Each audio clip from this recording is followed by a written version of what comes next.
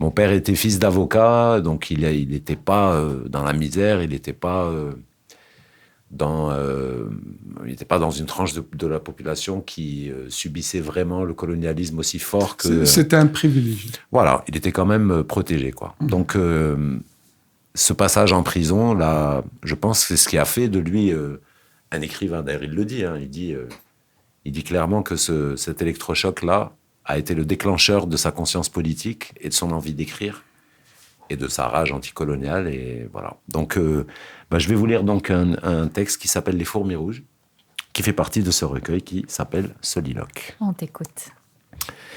Fallait pas partir. Si j'étais resté au collège, ils ne m'auraient pas arrêté.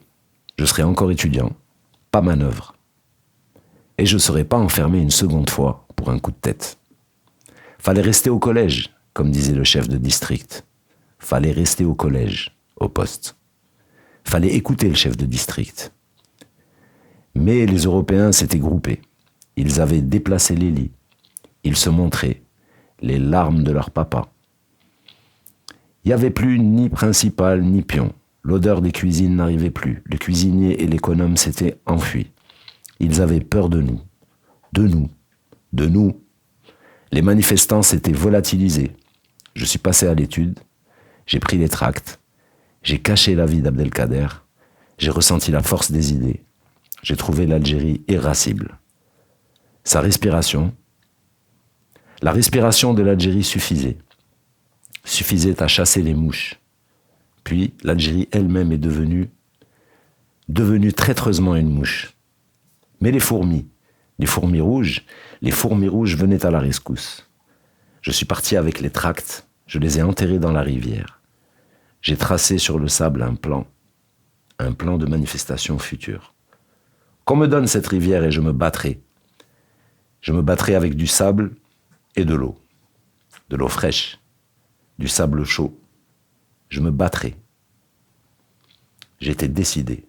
Je voyais donc loin, très loin. Je voyais un paysan arc-bouté comme une catapulte. Je l'appelai, mais il ne vint pas. Il me fit signe. Il me fit signe qu'il était en guerre avec son estomac. Tout le monde sait qu'un paysan n'a pas d'esprit. Un paysan n'est qu'un estomac. Une catapulte. Moi, j'étais étudiant. J'étais une puce sentimentale. Les fleurs des peupliers éclataient en bourses soyeuses. Moi, j'étais en guerre.